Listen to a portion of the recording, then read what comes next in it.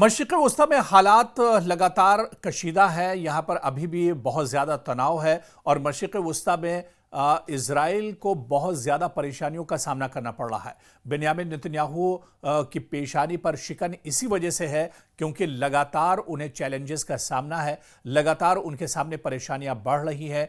Iran जंग ख़त्म हो गई, इसके अलावा सीरिया की जो जंग शुरू हुई थी वो भी ख़त्म हो गई, लेकिन आप देखिए कि फ़लस्तीन में और ख़ासतौर से गज़ा में जो जंग हमास और इज़राइल के दरमियान छिड़ी थी वो जंग लगातार चल रही है और इस बीच लगातार इज़राइल को परेशानियों का सामना करना पड़ रहा है। और इस वक्त बड़ी खबर आ रही है कि फ़लस्तीनी मज़ाहमती तहरीक हमास के एक सिक्योरिटी विंग अल क़साम ब्रिगेड ने ऐलान किया है कि उन्होंने गज़ा के शुमाली इलाके जैतून में काबिज इजरायली फौज पर शदीद हमला किया है। जी हां, ये दरअसल जैतून इलाका गज़ा के ही इलाके में आता है जहां पर इजराइल पूरी तरह से काबिज है। बड़े पैमाने पर जैतून के इलाके में इजरायली सिक्योरिटी फोर्सेस मौजूद हैं और यहां पर अब हमास के अल क़साम ब्रिगेड ने यह दावा किया है, उन्होंने यह ऐलान किया है कि उन्होंने इजरायली फौजियों पर बड़ा हमला किया है और यह शदीद हमला किया गया है जिसके दौरान दुश्मन को जानी और माली नुकसान उठाना पड़ा है। तो आप देखिए कि लगातार इसी वजह से इजराइल की परेशानियां बढ़ती जा रही हैं। वक्फे वक्फे से इजराइल पर इस तरह के खूनी हमले होते रहते हैं, इस तरह से इजराइल का बड़े पैमाने पर जानी और माली नुकसान होता रहता है।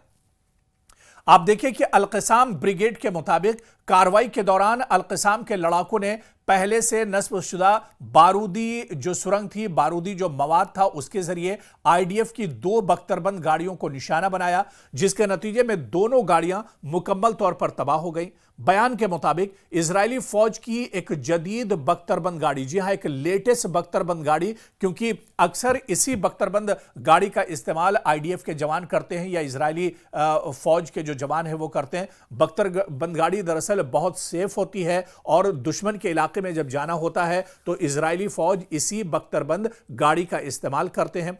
और जिस तरह से यह हमला किया गया है अल क़साम ब्रिगेड की तरफ से, और अल क़साम ब्रिगेड ने बाकायदा यह जानकारी दी है कि इजरायली फौज की एक लेटेस्ट बख्तरबंद गाड़ी जिसका नाम नैमर है, इसको भी मकामी तौर पर तैयार किया गया है और इसे यासीन 105 मिसाइल से निशाना बनाया गया है, जिससे यह बख्तरबंद गाड़ी में शदीद धमाका हुआ है।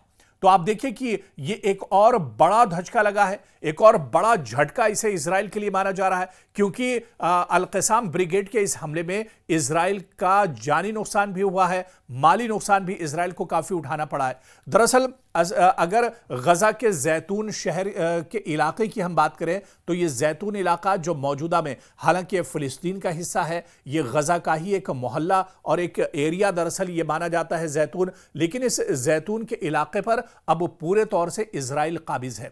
इजराइल के बड़े पैमाने पर यहां पर सिक्योरिटी रहती है और यहां पर परिंदा भी पर नहीं मार सकता है, और गजा के शहर जैतून में इजरायली फौजियों पर हमला होना यह कहीं ना कहीं इजराइल की सिक्योरिटी फोर्सेस पर सवालिया निशान लगाता है। यह कहीं ना कहीं आईडीएफ का जो मंसूबा है उस पर एक तरह से सवालिया निशान लगाता है। और अगर जैतून इलाके की हम बात करें तो गजा शहर का जैतून इलाका यह दरअसल जुनूब मशरिक में वाक़े एक गुंजान आबादी वाला इलाका बताया जाता है, जहां मुतअद्दिद आप देखिए कि रेसिस्टेंस कार्रवाइयां होती रहती हैं, लगातार यहां पर इस तरह की कार्रवाई होती रहती है। और क्योंकि यह पूरा इलाका इजरायली फोर्सेस की तहवील में है, इजरायली फोर्सेस यहां पर काबिज हैं, तो ऐसे में यहां पर हमला करना या यहां पर इस तरह की कार्रवाई करना बहुत मुश्किल होता है। लेकिन अल क़साम ब्रिगेड ने पहले से यहां पर बारूद बिछा रखा था और इसी बारूदी हमले में एक तरह से निशाना बनाया है आईडीएफ के जवानों को।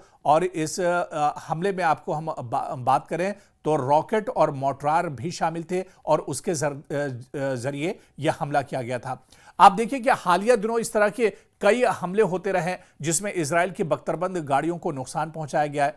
अल क़साम के जंगजों ने 105 मिलीमीटर के शेल्स का भी इसमें इस्तेमाल किया और धमाका खेज आलात का इस्तेमाल किया इस हमले में। और उन्होंने आप देखिए कि जो टैंक है इजराइल का, मार्कवा टैंक, ये काफ़ी अहम माना जाता है। और इजराइल जिस तरह से अपने लेटेस्ट बख्तरबंद गाड़ियों का इस्तेमाल करता है ऑपरेशन में, ऐसे ही में मार्कवा जो टैंक है ये भी काफी अहम माना जाता है। और जब बड़े ऑपरेशन होते हैं आईडीएफ के या इजराइल के, उसमें इस टैंक का इस्तेमाल किया जाता है। पिछले दिनों एक खबर आई थी कि अल-क़साम ब्रिगेड ने और हमास ने जो मार्कवा टैंक है इजराइल का, इसे भी निशाना बनाया था और इसे भी तबाह कर दिया था। तो कहीं ना कहीं आप देखिए कि इजराइल को काफी ज्यादा नुकसान उठाना पड़ रहा है। और इस तरह के ये छोटे छोटे हमले, दरअसल अल-क़साम ब्रिगेड बहुत ज्यादा ताकतवर नहीं है या बहुत बड़ा ये ऑर्गेनाइजेशन नहीं है, और इसी वजह से ये घात लगाकर हमला करते हैं।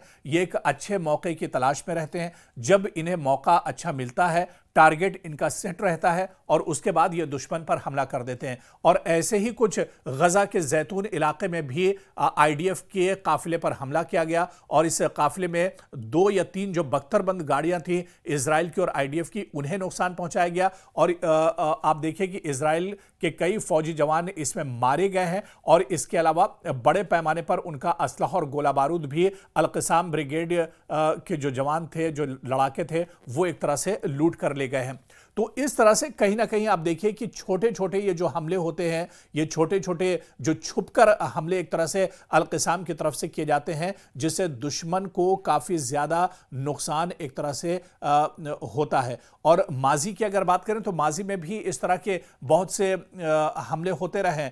और आप देखिए कि जैतून इलाका, ये दरअसल इलाका ऐसा इलाका है जहां पर कभी हमास का गढ़ माना जाता था, हमास का यह इलाका हुआ करता था, फिलिस्तीन का यह इलाका हुआ करता था। लेकिन अब गजा के जैतून के इस इलाके में पूरे तौर पर इजरायली काबिज है। इजराइल सिक्योरिटी फोर्सेस के जवान बड़ी तादाद में यहां पर रहते हैं, और उन्हीं की तहवील में यह पूरा इलाका है। और उन्हीं के गढ़ में घुसकर, आईडीएफ के इलाके में घुसकर इस तरह का हमला करना, मतलब ये अलार्मिंग सिचुएशन एक तरह से है आईडीएफ के लिए, बेन्यामिन नेतन्याहू के लिए और इजराइल की सिक्योरिटी फोर्सेस के लिए। तो ये एक बड़ी कामयाबी हमास के लिए मानी जा रही है। और जिस हमास को खत्म करने के लिए इजराइल पिछले 1.5 साल से लगातार गजा पर हमले कर रहा है, गजा पर बम बरसा रहा है, मासूमों का कत्लेआम कर रहा है, लेकिन उस हमास को खत्म नहीं कर पाया है।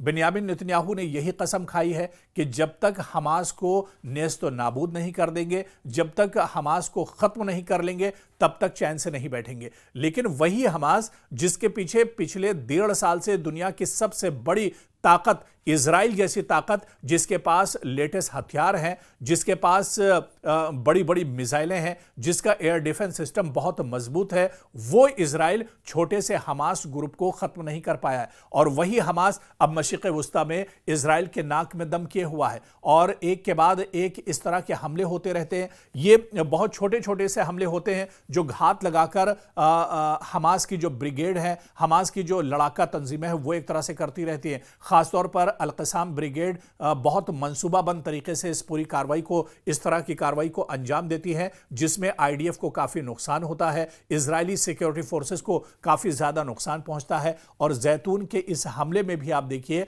कि कई इजराइल की बख्तरबंद गाड़ियां तबाह हो गई, बड़े पैमाने पर जो साजो सामान था वो एक तरह से तबाह हो गया।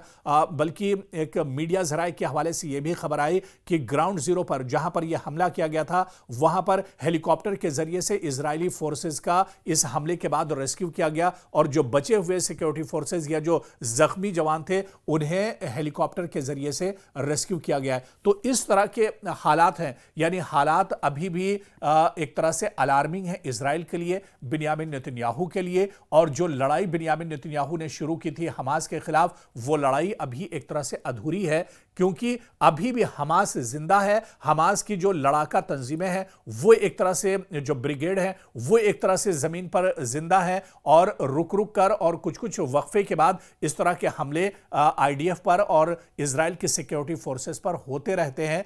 तो इजराइल अभी भी कहीं ना कहीं अपने मिशन से बहुत दूर है, और यह मिशन अभी भी, या उसका जो मंसूबा है गजा पर पूरे तौर पर कब्जा करने का, हमास को नेस्तनाबूद और ख़त्म करने का, उस मिशन में इजराइल अभी भी कामयाब नहीं हुआ है।